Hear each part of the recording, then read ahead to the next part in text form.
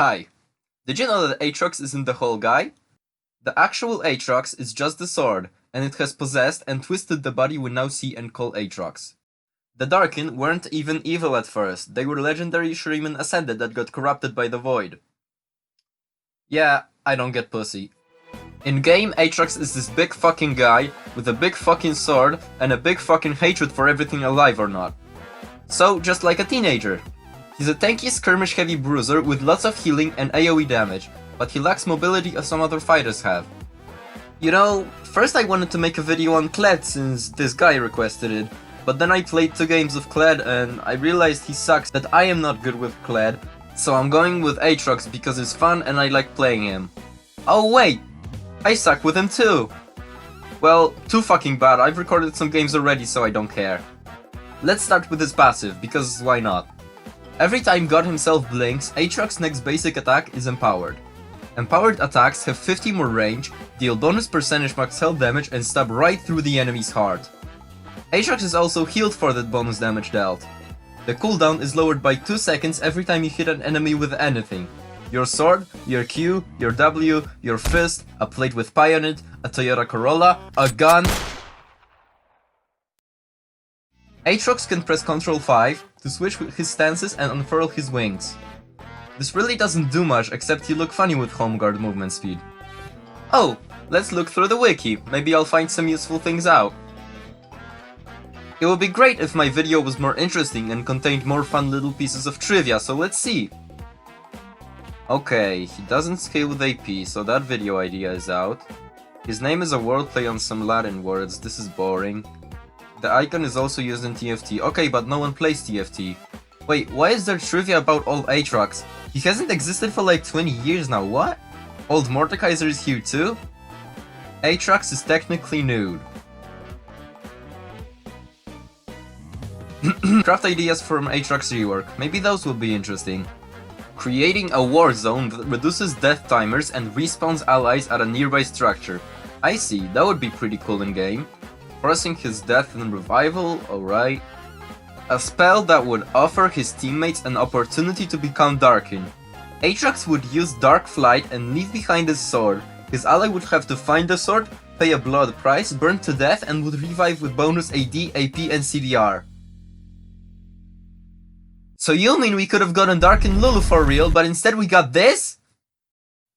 Fucking Darkin Annie, that's both adorable and deadly at once? I just imagined Aatrox using this ability. He just fucking places the sword on the ground and slowly flies away like, have this, it's not my fucking problem anymore. Okay, enough of that mumbo jumbo, let's get to his Q. It can be cast 3 times before going on cooldown.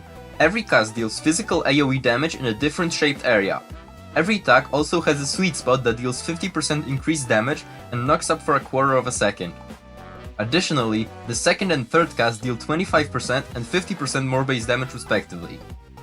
You have to wait 1 second before using it again, so it's optimal to basic attack between Qs. In simpler terms, Aatrox hit area 3 times, red zone hurt more and knock up, second and third hit hurt more and more. Also, hitting sweet spots on your Q reduces your passive's cooldown by 2 additional seconds, so on top of the regular 2 seconds it amounts to 4! That's right kids. This is your main source of damage, and later on healing, so you want to hit it often because without its damage you're gonna be like a chihuahua. Annoying, but come on. Aatrox's W fires a chain in a straight line. When it hits a champion, it reveals a weird shaped area around them. When it hits a minion, it doesn't. The enemy has to walk out of the area or they will be pulled back into the middle after 1.5 seconds. It helps you hit your Q and is your only hope if an enemy is running from you. Most Aatrox players know that you can hit your Q right as the enemy falls back into the middle, but did you know that you can also cut off their escape from it if they try to run sideways? That way they get hit by your sweet spot Q, they get pulled back, and you have the perfect setup for another Q. It's a win-win-win situation, because the only L will be taken by the enemy. Oh yeah, unless they have any sort of mobility, what the fuck? E is little baby dash. Aatrox ult, World Ender, I'm just kidding. Your E has a passive and an active. The passive makes you heal for a percentage of damage you deal to enemy champions. The active is a short dash in a direction. You can cast all other abilities during it, it's very good for relocating your Q, and that's the main purpose of it. You can cast it before or during your Q, depending on how much you want to surprise your enemy. You can also cast it after, but, like, why would you want to do that? It resets your basic attack timer, so you can do this. The cooldown goes down quite a bit later, so max it second after your Q and you'll be able to relocate your Q whenever you want. Yo, fuck you, Riven. Your ult, World Ender, triggers you the fuck on. You fear all enemy minions nearby for 3 seconds and get decaying movement speed for the duration. During the ult, you gain bonus AD and receive increased self-healing. It normally lasts 10 seconds, but getting a kill or an assist refreshes all its effects and adds 5 more seconds till you have to chill out.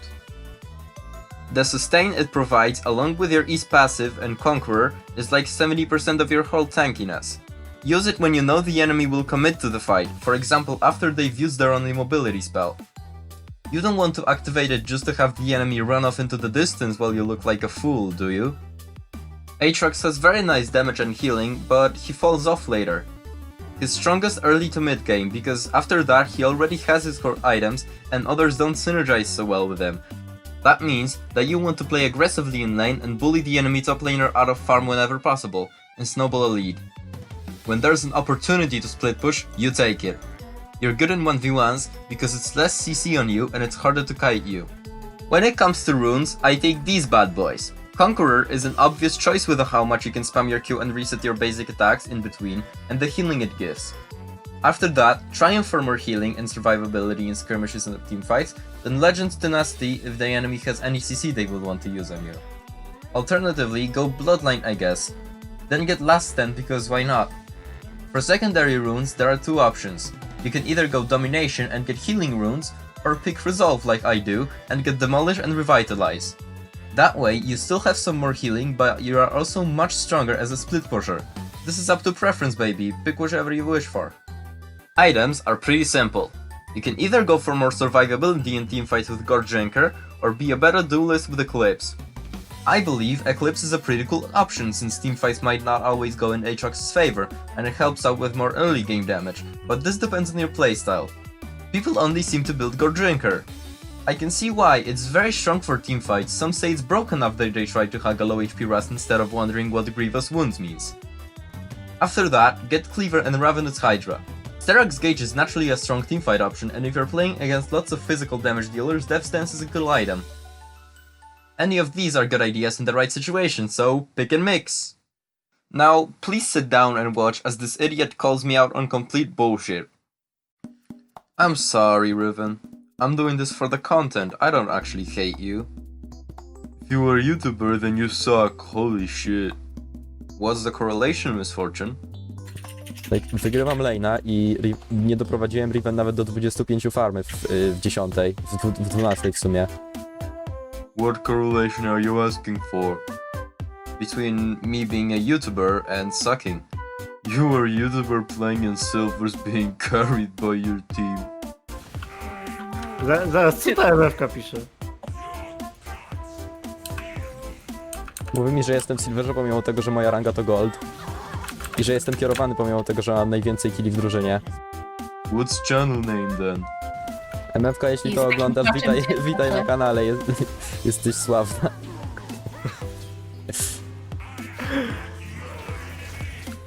To ona cię doprowadzi do 50 osób. Your channel doesn't exist. That's news to me. Yeah, you have to go to the doctor. Lol, I can't believe I lost lane because of my support in Silvers.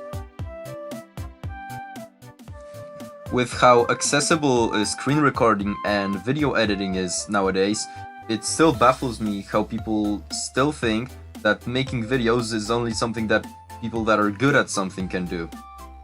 People do this for fun because they enjoy it and they want to see others enjoy it as well. I'm not hiding that I'm bad at the game. I'm fucking Hearthstone Gold 3. I suck at this game, but I enjoy making content about it because it's a creative outlet that I can use to express myself. Now, Aatrox, what do you think about this video? Thank you! Thanks, I put a lot of effort into it. Now I'm gonna make one about Fiora. Pray, fool! Yo, chill out, dude!